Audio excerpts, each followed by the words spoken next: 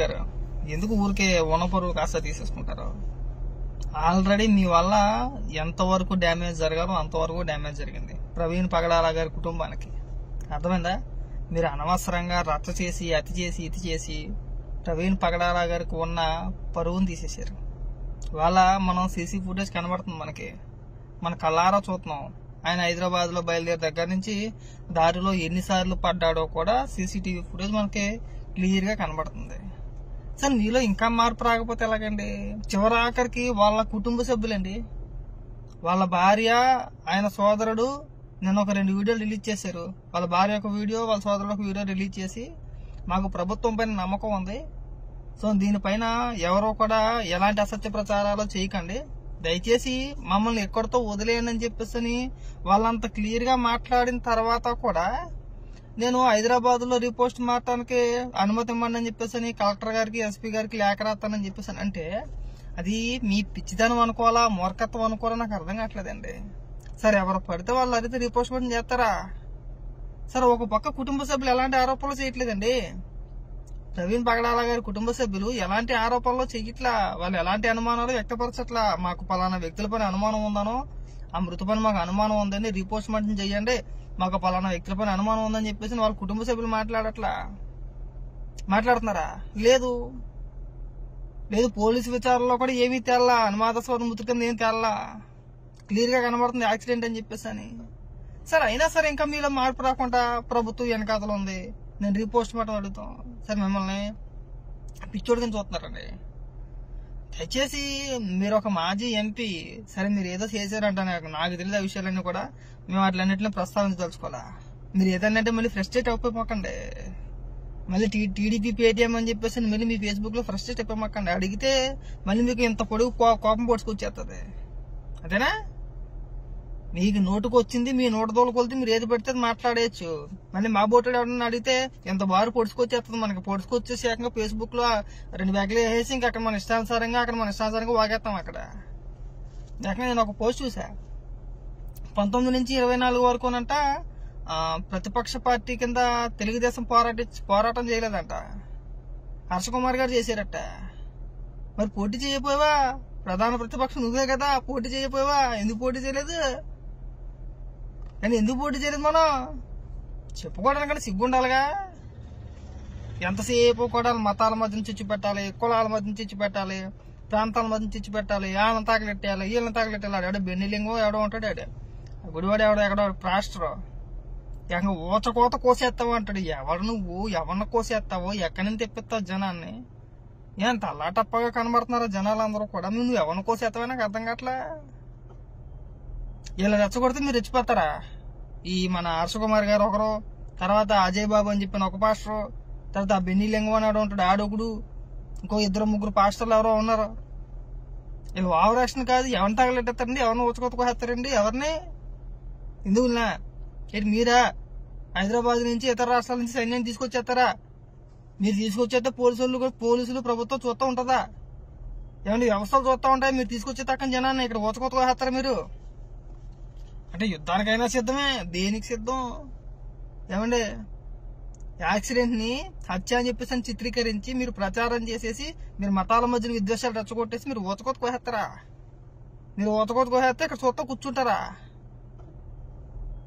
ఎంతసేపు కూడా మీరు హర్షకుమార్ గారికి చెప్తాను నేను, మీరు ఒక ప్రజాప్రతినిధి, మాజీ ఎంపీ, మీరు ఎంత హుందాగా ప్రవర్తించాలనుకుంటున్నారో.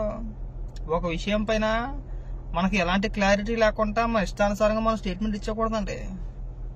పైగా స్టార్టింగ్ లో ఏమని చెప్పాడు అనుకుంటున్నారు?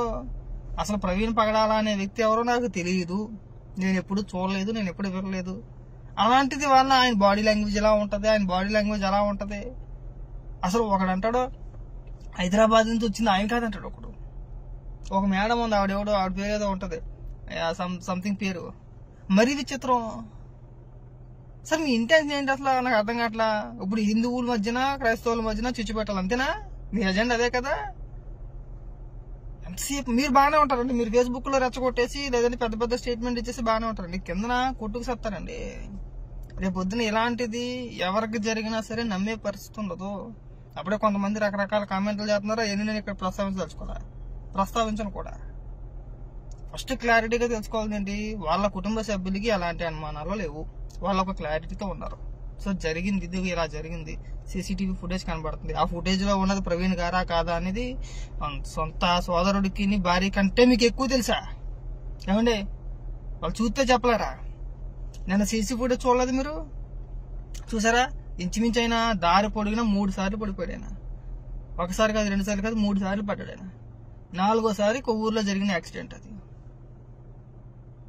ఒకసారి చూడండి వెళ్ళి, నేను చెప్పేది కాదు కదా. ఆయన ఎక్కడెక్కడ మద్యం కొన్నాడో, ఎప్పుడెప్పుడు కొన్నాడో, ఏ టైంలో కొన్నాడో, మద్యం కొంటే తాగినట్ట అని చెప్పేసి ఒక మేధావి అంటాడు. మరి దేనికి కొన్నాడు మద్యం? నేను అందుకే చెప్తున్నా, లాగొద్దండి. లాగే కొలిది కూడా కనీసం చనిపోయిన వ్యక్తికి మనశ్శాంతి లేకుండా చేస్తున్నారు, ఆ కుటుంబానికి మనశ్శాంతి లేకుండా చేస్తున్నారు. ఆయన చనిపోయింది ఒక ఎత్తు అయితే బాధ, మీరు మాట్లాడే మాటలో ఇంకొక ఎత్తు అండి. మీరు మాట్లాడి మాట్లాడి మాట్లాడి అసలు బయటకు రాని వీడియోలన్నీ, సీసీ ఫుటేజ్ మొత్తం తీసుకొచ్చి సమాజం ముందు పెట్టారు. ఎందుకు? మీరు చేసిన పెంట వల్ల. మొదట్లోనే పోలీసు వారు చెప్పారు కదా, ఏమంటే ఇక్కడ ఎలాంటి అనుమానాస్పద ఇది కింద కనబడట్లేదండి, ఇది క్లియర్ యాక్సిడెంట్ అయ్యింది అని చెప్పేసి మొదట్లోనే చెప్పినప్పుడు పోలీసు వారు విచారణలో ఏం చెబుతారో అని చెప్పేంత వరకు వెయిట్ చేస్తే బ్రహ్మాండం ఉండేది. ఆగలేదుగా మనం. ఈ కేక వరుస దాడే, లేదు లేదు వాళ్ళు మార్చేసారు, వీళ్ళు మార్చేసారు, బండి మార్చేసారు, అది మార్చేసారు. ఏమైంది లాస్ట్కి? వరుసగా ఒకదాని తర్వాత ఒకటే, ఒకదాని తర్వాత ఒకటే, ఒకదాని తర్వాత ఒకటే సీసీటీవీ ఫుటేజ్ అన్ని బయటకు వచ్చిన తర్వాత మీ దగ్గర సమాధానం ఉందో దానికి సమాధానం ఇస్తే దానికి కూడా మళ్ళీ ఒక తీరియా. విజయవాడలో ఫోటోలు సీసీటీవీ ఫుటేజ్ వస్తే అది మార్ఫాడ్ అంటాడు, అది కాదంటారు. ఆ బండి కనబడుతున్నాయంటే అది బండి ఆయనది కాదంటారు. హైదరాబాద్ లో చూపిస్తే హైదరాబాద్ లో కాదంటారు, కోదాడలో చూపిస్తే కోదాడలో కాదంటారు. అంటే ఇప్పుడు మీరు చెప్పినట్టుగా హత్య అని చెప్పేసి చెప్పేయాలా? చెప్పేస్తే మీరు కొట్టుకు సవాడిని అని చెప్పేసి మీరు సెలగాసుకుంటారా? దూరంగా కూర్చొని ఎక్కడొక్కడ టీవీలోనే అట్లోనే కూర్చొని ఎంతసేపు రెచ్చగొట్టేయడమే. ఏమని రెచ్చగొట్టేస్తారా? దయచేసి హర్ష కుమార్ గారికి మళ్ళీ చెప్తున్నాం, ఇంక మీరు ఈ అబద్ధాన్ని కప్పిపుచ్చుకొని అనవసరంగా దొరికేసిన తర్వాత కూడా మీరు అనవసరంగా మీరు ఇచ్చేసుకుంటే మీకున్న పరుగు పోద్ది. హుందాగా మీరు మొదట్లోనే దాన్ని అంగీకరించి ఆ విషయాన్ని అక్కడితో వదిలేసి ఉంటే కనుక ఇవాళ ఎంత కవర్ చేసుకోవాల్సిన అవసరం లేదండి. జస్ట్ మీకు అంతే ఈగో ఎందుకు నాకు అర్థం కావట్లా. ఇప్పుడు మీరు ఒక తప్పుడు స్టేట్మెంట్ ఇచ్చారు, తర్వాత తప్పని తేలింది. తప్పని తేలినప్పుడు అవునండి అందరూ మాట్లాడిందే, నేను మాట్లాడాను, ఇందులో నేను చూసింది లేదు చేసింది లేదు అని చెప్పేసానంటే అయిపోయేది. మళ్ళీ దాన్ని సాగదీసావు, నేను వెళ్ళిపోతాను, బండి వేసుకుని వెళ్ళిపోతాను, నేను కూడా పడిపోతాను, కెమెరాలు పట్టుకుంటారండి, ప్రస్తుతం వెళ్తాను నేనని చెప్పేసి మళ్ళీ ఒక పెచ్చపెచ్చడి వాగుడి వాగి అక్కడికి వెళ్ళి పెద్ద అడావిడి చేసావు కదా. ఇలా కుటుంబం పరువు తీసేస్తాను మొదటి కారణం నువ్వు కాదా?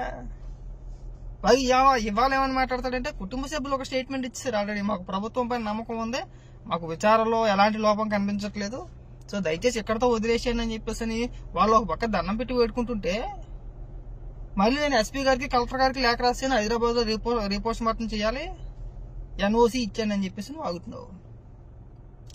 మిమ్మల్ని ఏమన్నారో నాకైతే అర్థం కావట్లా. దిగజారిపోమాకండి, వద్దు వదిలేయండి, మత రాజకీయాలు చేయమాకండి. నిజంగా మీలాంటి వ్యక్తులు ప్రస్తుతంలో రాజకీయాల్లో లేనందుకు ఒకందుకు సంతోషపడుతున్నాం మేమైతే కనుక. దయచేసి ఇంక ఈ అపాబాయ కవర్లు ఇంకెప్పుడు చెప్పమాకండి.